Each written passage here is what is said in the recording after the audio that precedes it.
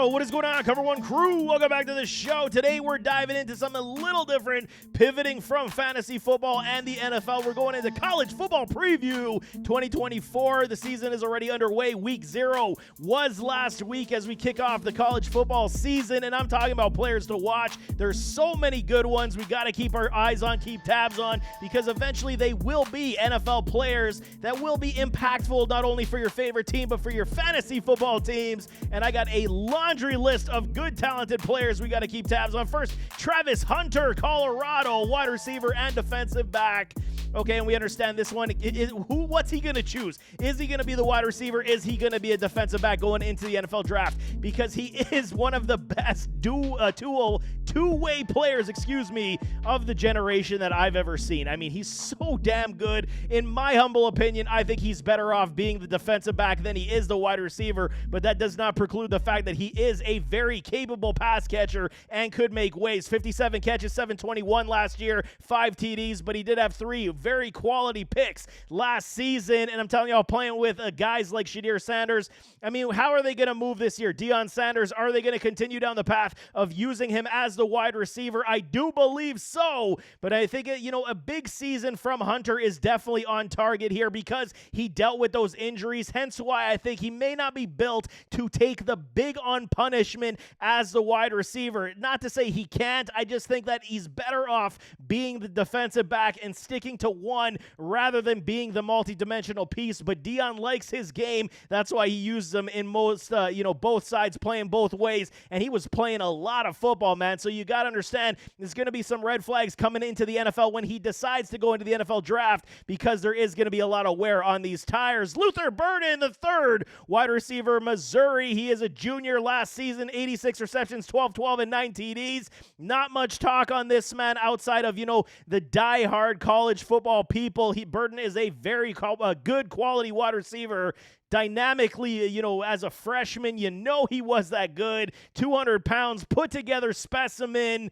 He was, second in the SEC with 12 yards? I mean, he's so good. He broke 100 yards, 6 times in the regular season. He's electric in the open field. He's very good after the catch. He can make a lot of plays, and I think he's definitely one we got to keep tabs on because he could showcase the fact he's one of the best wide receivers in all of college football. Quarterback Carson Beck, Georgia. He is a senior product. Last year, almost 4,000 yards, 24 TDs to 6 interceptions. Okay, it was his first season as a starter, sitting behind all those quarterbacks at Georgia, UGA, and I'm a big fan, big supporter of what the Bulldogs do every single year. Typically, it is with the running back room that I do love, but I mean, 72.4% on the completions, you can't necessarily fade for a Beck. Am I over the moon on this guy at this point? No, I do want to see a lot more. Even though he had 24 touchdowns to only 6 interceptions, he did protect the football quite a bit, but he did lose somebody like Ladd McConkey, Anna Brock Bowers. How are they going to fare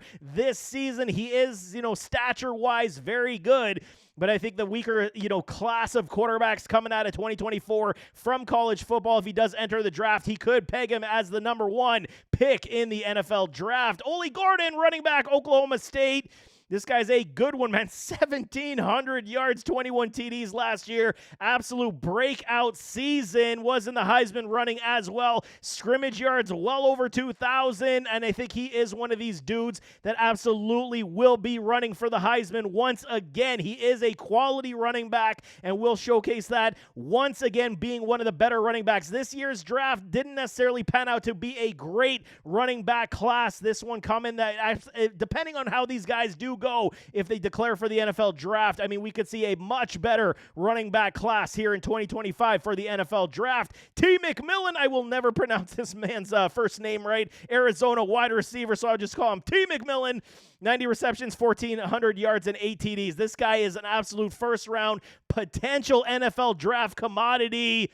And I mean, he's a strong candidate to be, again, a big-time baller with these Arizona Wildcats. He's so good, man. I mean, they lost Jacob Cowing. I'm stumbling over myself. But, I mean, he's one of these guys I think is going to showcase the ability that he does have. He's so dynamic, so quick, can make a lot of plays, athletic ability for days. He's going to showcase what everybody thinks he can be this year to rebound to being 1,400-plus yards, 8 TDs.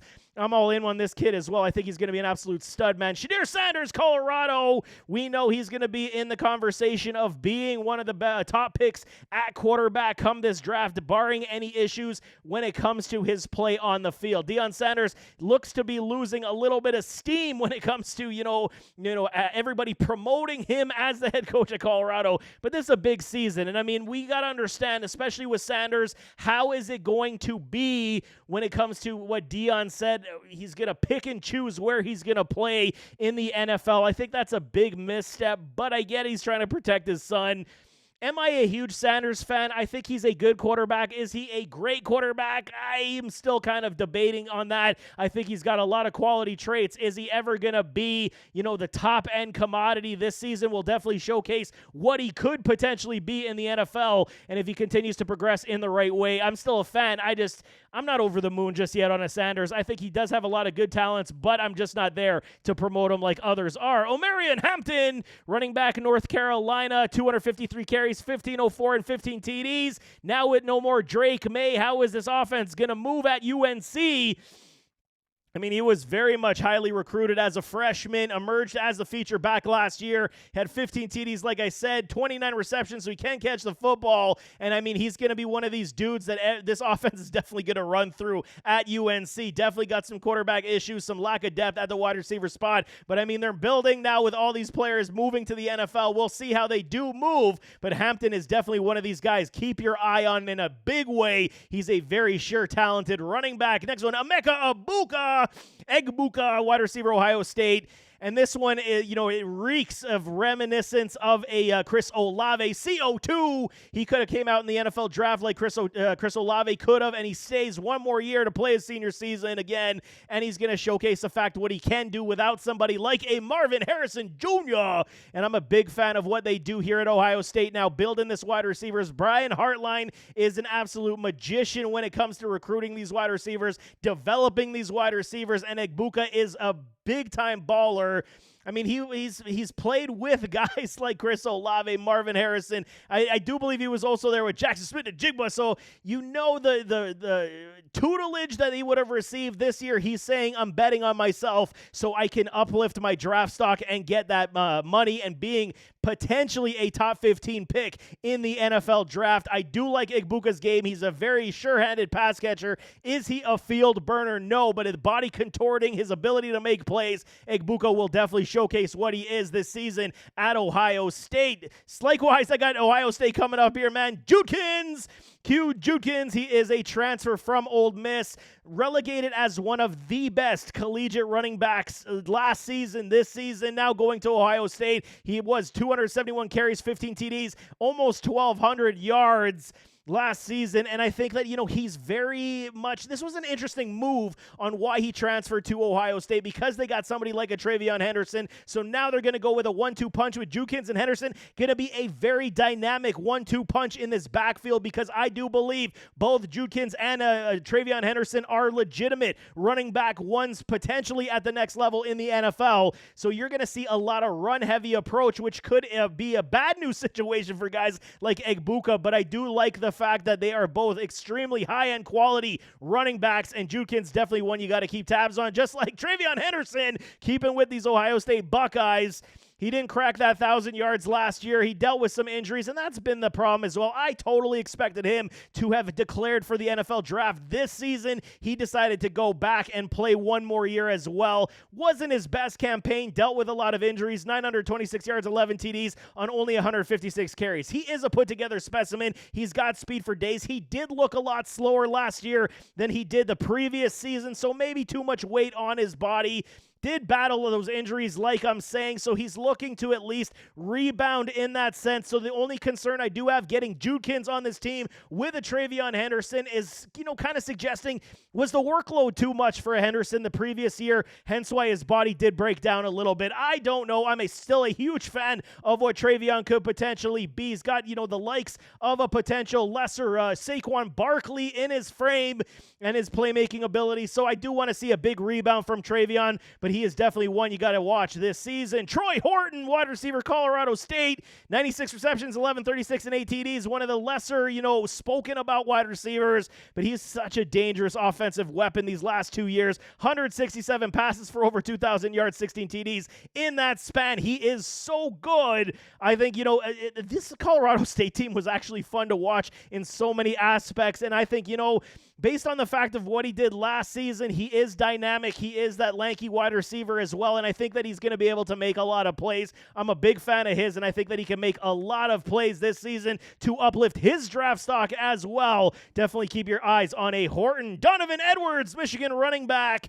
Okay, and there's been Hassan Haskins, Blake Corum, all this, great running upside for the Michigan Wolverines, and now no more Coach Harbaugh. How are they going to fare? How are they going to move forward? National champions.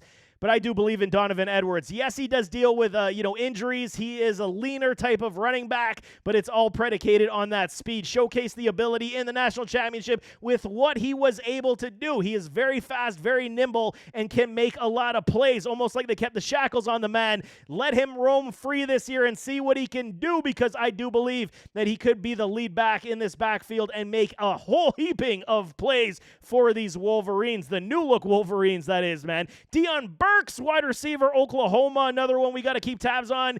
Yes, he did play with Purdue last year. Wasn't necessarily the best for him. 47 receptions, 629, 7 TDs. Not a great season, hence why he entered the transfer portal. Now he's going to play with the Oklahoma Sooners. And Jackson Arnold, he's the quarterback now, and I'm okay on him. I'm not, a big supporter at this point. Want to see a whole heck of a lot more from the quarterback room, but I do believe that Burks is this guy that could be, rejuvenated here with Oklahoma and showcase the fact that he should be on a lot of people's radar when it comes to the NFL draft. Definitely keeping tabs on him. Trevor Etienne, running back, Georgia now, moved over, transfer portal from the Florida Gators, brother of Travis Etienne, if y'all don't know.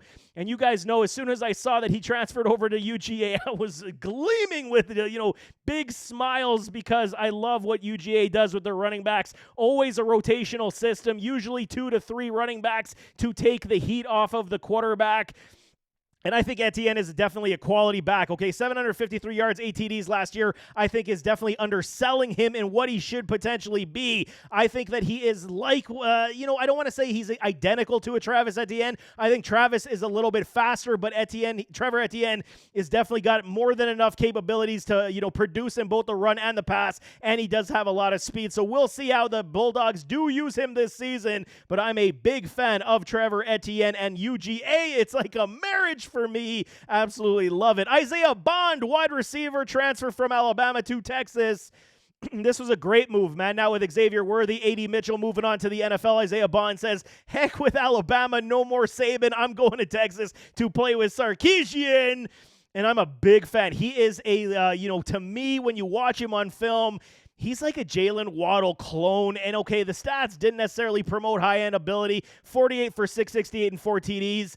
But he's got speed, man. He's got that ability. He's got that playmaking style. He's got that burst, and he's got very good hands. He was, definitely saw his role increase as the year went on last year, but definitely wasn't utilized the way he should have been. Moving over here potentially with, is it going to be Quinn Ewers? Is it going to be a Arch Manning? Who's going to throw the football? But Isaiah Bond definitely moving to Texas was a stroke of genius for him. Watch out for this, man. He is very, very good.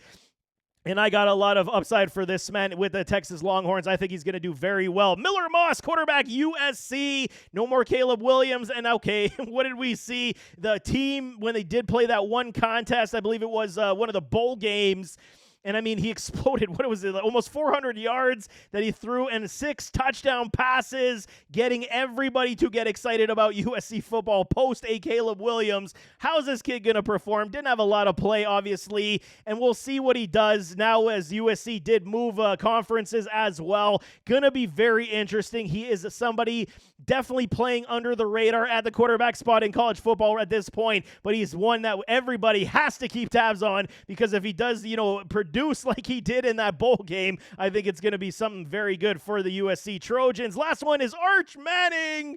I put him here last on purpose. Quarterback Texas did not play much last year at all. Quinn Ewers still listed as the starting quarterback for these Longhorns. How short is the leash going to be? That's kind of the MO what I'm looking for. Will he, get a short leash and pulled for Arch Manning? Very possible. It's almost reminiscent to, the Spencer Rattler, Caleb Williams show at Oklahoma back in the day. I think it could be another situation where Quinn Ewers is going to have a lot of pressure on his back. I'm not necessarily the biggest Quinn Ewers supporter. I want to see Arch Manning. I want to see what he can do on the field. So any sidesteps, any missteps from an Ewers, I think we're going to see Arch Manning see the field quicker rather than later. So it's going to be very interesting. But definitely if he gets on the field, we get to see the next showcasing edition of the Manning, legacy in an Arch Manning. And we'll see what he's able to do in college football. But there you have it. That is college football preview. Some players I'm definitely keeping tabs on this year, watching a great deal. I love me some college football. You guys know this. I'm always in the lab studying, scouting these guys. So this year I'm giving you the leg up on your fantasy competition for some of these offensive pieces that could be absolute steals and gems in the NFL. But nevertheless, as always, don't forget to hit that like button, hit that subscribe button, jump in those comments, give me your thoughts, and we'll see you next time. I am out.